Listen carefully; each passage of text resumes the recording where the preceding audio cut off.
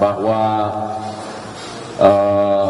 kami akan tetap tegar dan tetap semangat ya dalam menjalankan tugas kewenangan, karena ini merupakan amanat rakyat, perintah undang-undang.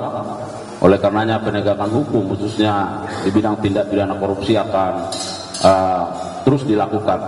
Kami tidak akan mundur, dan oleh karenanya dukungan masyarakat, dukungan media kami kira sangat penting ya, bahwa pada kesempatan ini juga nanti barangkali bisa disampaikan pertanyaan terkait hal-hal yang sudah berkembang di masyarakat itu.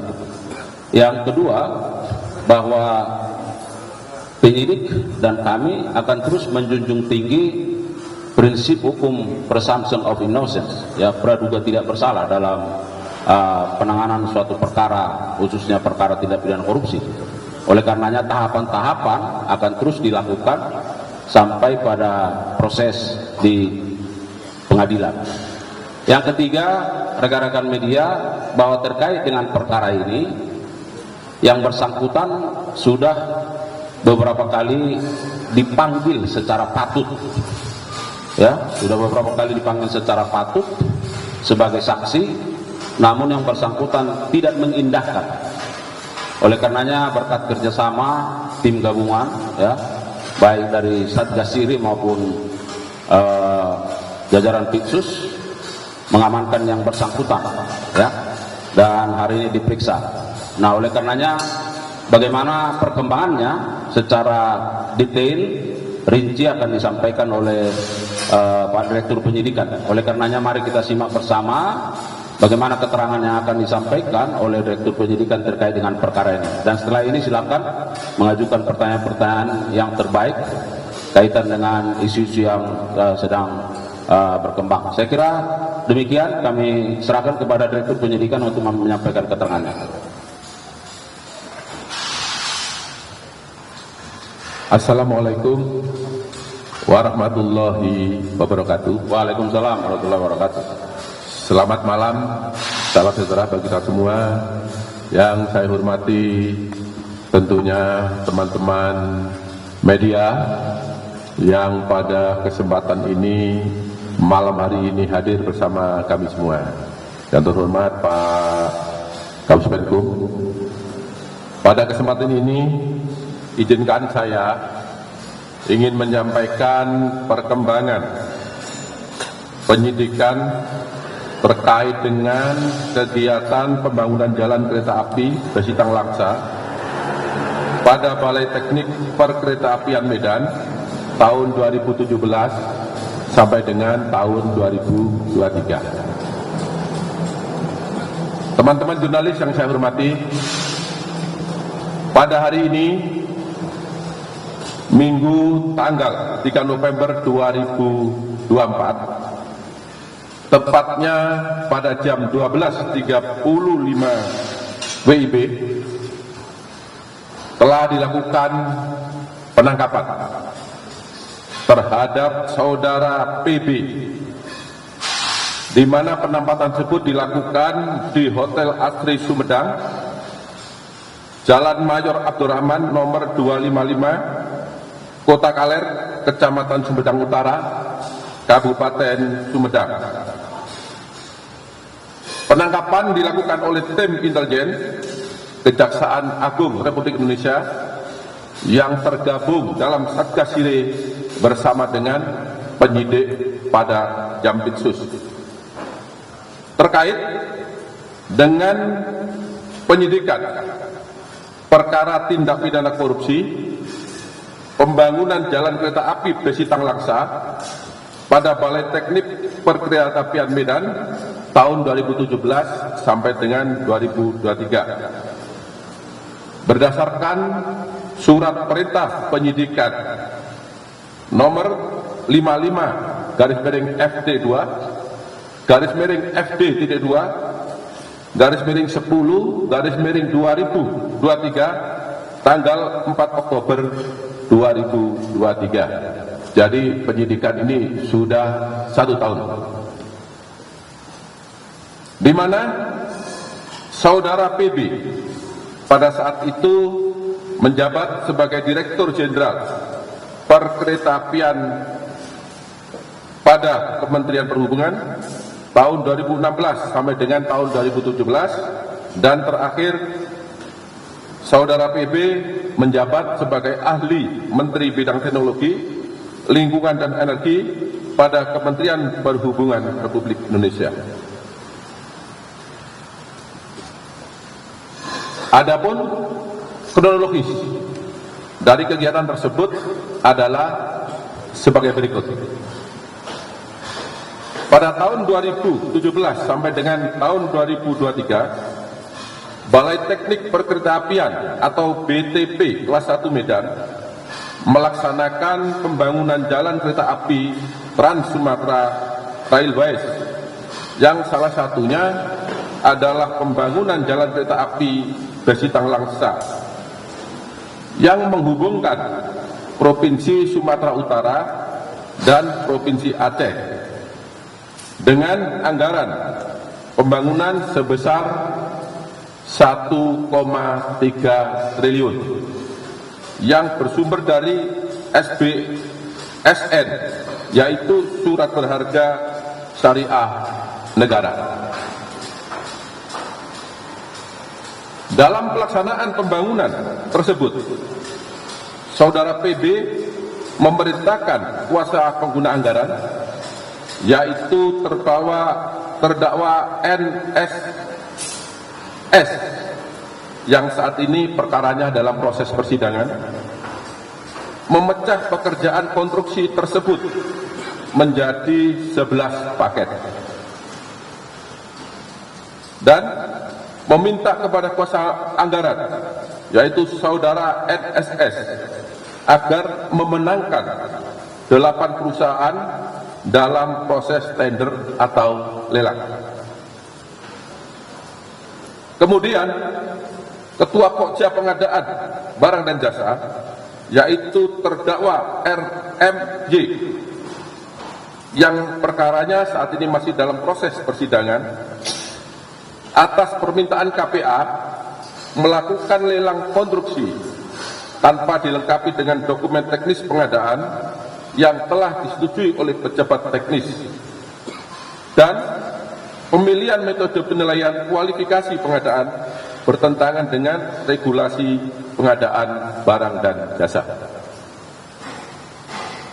Dalam pelaksanaan konstruksi tersebut diketahui bahwa pembangunan jalan kereta api Besitang Langsa tidak didahului dengan FS atau studi kelayakan, tidak terdapat dokumen penetapan trase jalur kereta api yang dibuat oleh Menteri Perhubungan, serta KPA, PPK, dan konsultan pengawas dengan sengaja memindahkan lokasi pembangunan jalur kereta api yang tidak sesuai dengan dokumen desain dan kelas jalan, sehingga jalur kereta api Besitang Langsa mengalami amblas atau penurunan daya dukung tanah dan tidak dapat berfungsi atau tidak dapat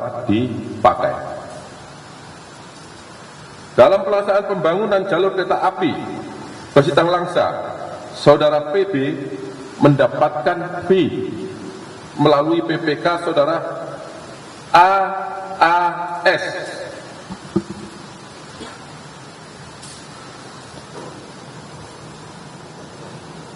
yang bersangkutan juga dalam proses persidangan sebesar 2,6 M dari PT WTJ.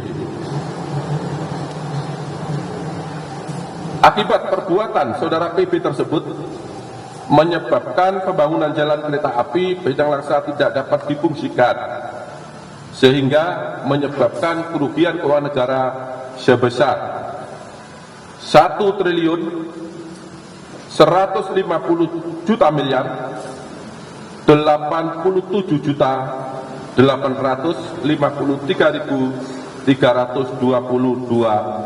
rupiah.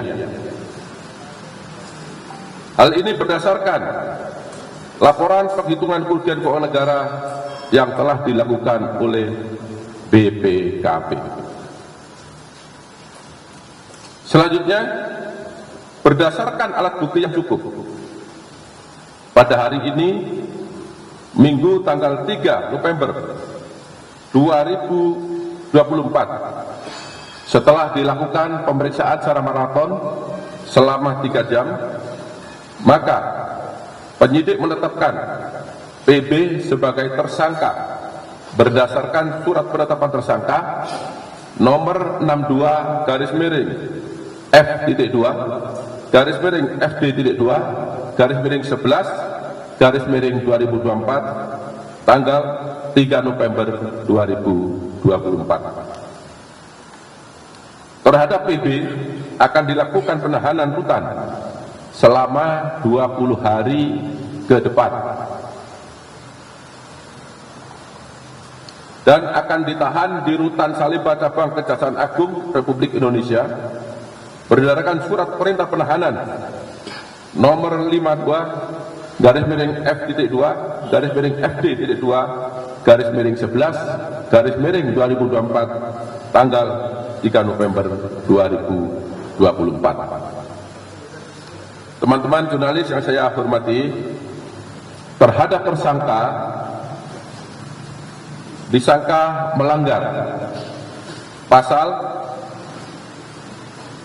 2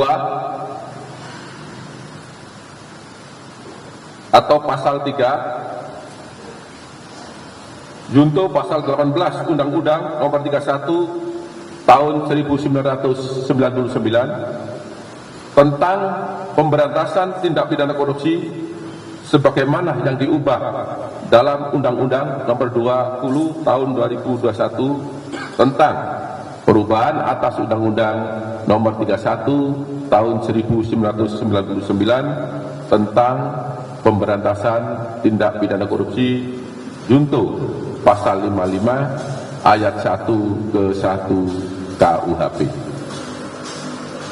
Demikian informasi yang dapat saya sampaikan pada malam hari ini. Bila ada kata-kata yang kurang jelas, kurang berkenan, saya mohon maaf dan saya akhiri. Wabillahi taufiq wal hidayah. Wassalamualaikum warahmatullahi wabarakatuh. Waalaikumsalam warahmatullahi wabarakatuh. Rekan-rekan media, barangkali begitu update yang disampaikan oleh Direktur Penyidikan dan nanti secara resmi akan kita rilis. Silakan kalau ada pertanyaan, silakan dari Kompas. Untuk Pak dari Kompas TV, tadi soal yang kasus yang baru ini kan beberapa sudah di tahap persidangan, terus ada satu tersangka lagi. Nah, apakah setelah ini masih terbuka kasus untuk ada tersangka baru lagi dalam kasus ini, masih ditelusuri sama kejaksaan atau tidak? Nah, yang pertanyaan kedua itu soal Pagandong kemarin kan kriminalisasi perdana. Nah, itu tuh apa saja yang ditanyakan ke Pagandong di pemeriksaan perdananya dan akan diperiksa lagi kapan? Ya. Yang lebih seru nggak ada? Itu jam dulu lah. Oh gitu. Silakan. Terima kasih. Bahwa dalam perkara korupsi terkait rel kereta api Bidang Langsa ini saat ini sedang dilakukan proses persidangan terhadap 7 tersangka. Kemudian dalam perkembangannya pada hari ini telah ditetapkan 1 lagi tersangka yang sudah saya jelaskan kepada teman-teman wartawan. Kemudian apakah ke depan masih ada tersangka lagi? Penyidikan ini terus berjalan. Siapapun berdasarkan alat bukti yang cukup, khususnya dalam perkara ini, maka penyidik pasti akan menetapkan yang bersangkutan sebagai tersangka bila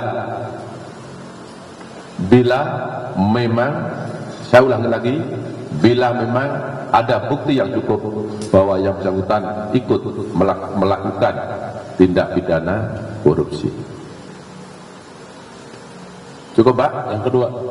Yang kedua, untuk Pak Tom Lembong, kemarin hari Jumat telah dilakukan pemeriksaan dan yang bersangkutan kita mintai keterangan utamanya terkait tugas fungsi kaitannya dengan kegiatan-kegiatan yang dilakukan pada saat beliau menjabat.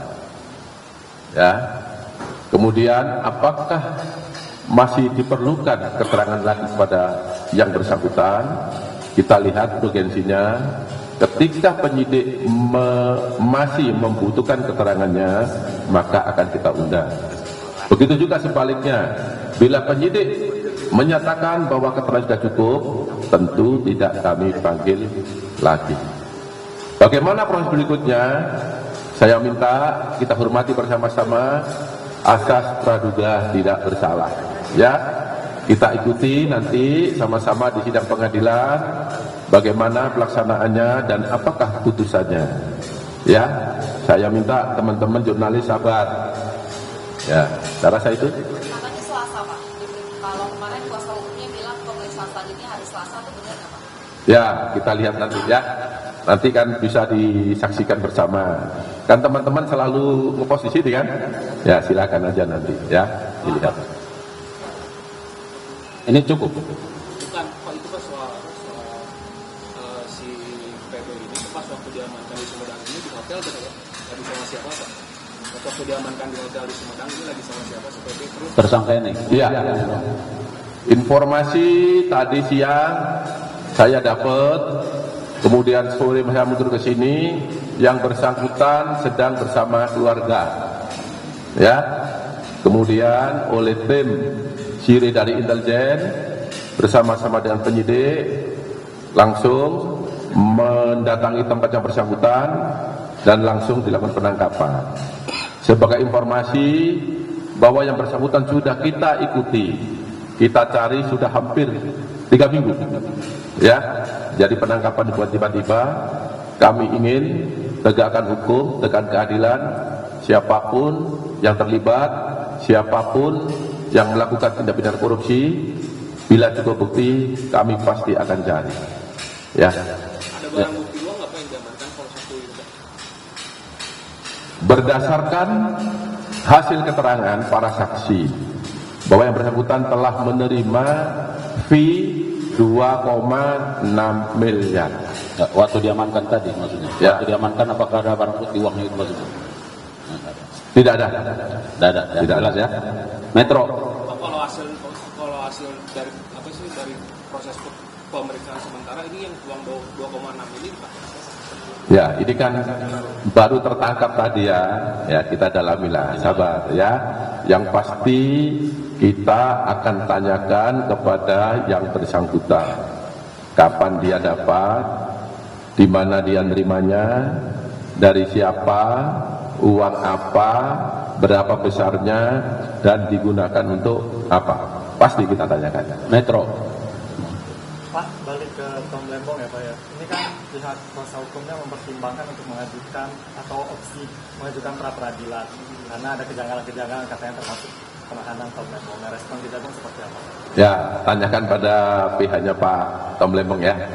Yang pasti nanti penyidik akan mengikuti ya, karena itu haknya beliau, haknya bersangkutan, haknya penasihat hukum, sehingga kita pasti mengikuti ya.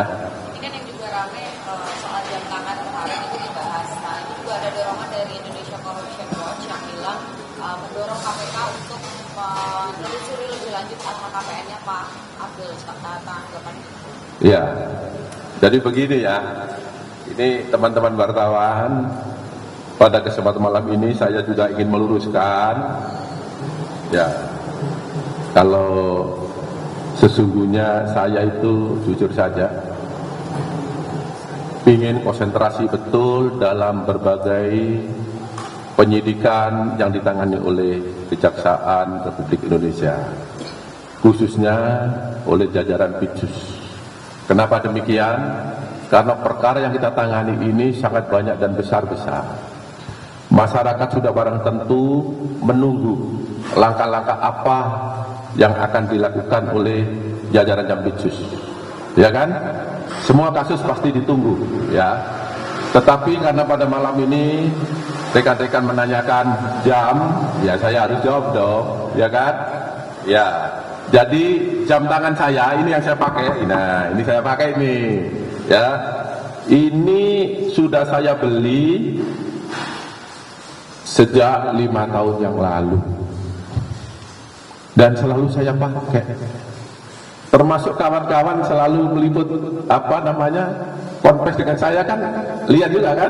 Nah, tapi saya juga bertanya, kenapa kok baru sekarang ditanya, kan gitu. Kenapa saya bilang ini udah lama, ini bautnya sudah hilang, ini tua ini. Nah, biar dilihat ini kan. Nah, ini harganya hanya 4 juta rupiah. Bagi saya 4 juta sudah mahal lah ya. Tetapi ini disandingkan, disejajarkan, kalau saya lihat di medsos itu kan jam tangan yang mewah dan ada merah-merahnya itu ya. Ya kan? Ada merah-merahnya, terus kalepnya ini bukan karet, itu saya lihat itu apa, itu kulit. Nah, kulit, terus ada harganya, ada yang bilang 850 juta, ada yang bilang lagi 1,2 miliar, ada yang bilang lagi 1,4, ada yang bilang lagi 2 miliar. Itu yang saya baca di medsos. Makanya saya berterima kasih teman-teman menanyakan ini, saya bisa luruskan. Ya, jadi jam tangan saya ini 5 tahun yang lalu harganya 4 juta. Ya, kalau kurang yakin panggil ahli jam, periksa bersama-sama betul nggak ini. Jadi bukan pada saat saya jadi dirtik beli, tidak, ya. Ini loh teman saya Pak Anton tadi saya suruh beli juga ton. Ini ada teman wartawan untuk diklarifikasi. Saya yakin ditanyakan itu. Terus gimana Pak? Coba kamu beli untuk meyakinkan kawan-kawan. Nah ini coba tunjukkan Pak Anton. Nah nih. Kalau dari sekarang mungkin naik ya, kan udah 5 tahun. Ya, jadi sekali lagi saya tidak pernah punya jam mahal, apalagi jam mewah. Wah ini saya nggak tahu mereknya apa. Saya itu sampai tanya mereknya apa Pak, ini saya nggak tahu karena jujur saja saya ini baru dengar ini 2 hari ini, saya juga kaget. Tapi nggak apa-apa lah, hikmahnya saya jadi terkenal kan. Nah ya. Ya ini belinya di pasar, cuma sudah 5 tahun ya Mas. Ya pasar mana? Ini tadi beli di mana? Ada banyak di banyak tempat, banyak. Tapi intinya berarti kalau misalnya LHKPN yang dipertanyakan, Bapak siap berkomitmen untuk? Ya kalau ditanyakan ya kita jawab, kan gitu ya, itu. Ya oke, cukup. Satu lagi Pak, Ya. soal Zarof Rikan. Ini kan kemarin 2 hari yang lalu Kejagung masih menelusuri soal aliran dana berapa perkara, karena kan ada temuan hampir 1 T, terus ada emas juga 51 kg. Nah, apakah dari Kejaksaan Agung ini juga sudah mengetahui ini kasusnya dari mana saja, dan perkembangannya nanti pekan depan apakah akan segera dipanggil? Iya. Juga, Pak? Pertanyaan yang bagus. Itu sudah barang tentu penyidik melakukan itu. Ya. Pasti ditanya uang sebesar itu dari mana, asal usulnya, diterima dari siapa saja, kapan nerimanya, di mana diterima, kan begitu, dan digunakan apa, kan gitu, pasti. Nah, bagaimana hasilnya? Sabar, itu kan rahasia penyidik ya. Pada saatnya nanti akan dibeberkan di pengadilan. Kembali lagi saya sampaikan, kita hormati asas praduga tidak bersalah. Ya, kita sama-sama. Ya, yang terakhir saya meminta kepada teman-teman wartawan, jurnalis, tolong sampaikan informasi yang benar. Saya minta tolong ya, informasi yang benar itu informasi yang dengan fakta dan alat bukti kepada masyarakat, ya, sehingga masyarakat itu menerima informasi yang memang dapat dipertanggungjawabkan. sehingga tidak menimbulkan kesimpulan yang berbeda. Itu aja harapan saya. Karena masyarakat ini pasti sebagian besar hanya mendengar, ya kan, dan menyaksikan atau membaca. Nah, sementara teman-teman kan yang di lapangan. Nah, ini saya mohon dengan hormat terhadap suatu persoalan, mohon itu yang disampaikan sehingga tidak menimbulkan opini yang berbeda. Itu aja harapan saya ya. Ya, kritik masyarakat saya senang karena itu lebih mendorong kita, ya, kritik masyarakat sebagai kontrol sosial mendorong kita penyidik untuk bekerja lebih baik. Lebih baik. Kita bekerja tentu landasannya aturan hukum yang ada. Saya cukup ya? Ya, cukup ya? Cukup ya? Nggak ada lagi pertanyaan ya? Ya. Hah? Besar nggak Pak kira-kira yang maklar kasusnya Zara Bekar ini? Ya, Pengacara. tadi sudah disebutkan, ya ini sedang didalami, nanti kita lihat perkembangannya. Kita akan terus update ya. Mohon bersabar ya. Maksud saya terkait isu-isu tidak lagi ya, clear ya. Enggak ya? Baik, saya kira demikian. Terima kasih Pak Direktur Penyidikan dan jajaran. Saudara rekan-rekan media, terima kasih untuk kesediaannya. Kita sudah bermalam-malam di sini ya. Kami sangat mengapresiasi kerja-kerja dari media. Semoga ini menjadi bentuk kolaborasi bagaimana kita mengedukasi masyarakat semakin baik lagi. Dan kami yakin bahwa ini adalah dukungan terhadap institusi kejaksaan untuk penegakan hukum yang lebih baik. Demikian, mohon maaf kalau ada kekurangan. Billahi taufiq wal hidayah. Assalamualaikum warahmatullahi wabarakatuh. Waalaikumsalam. Udah ya?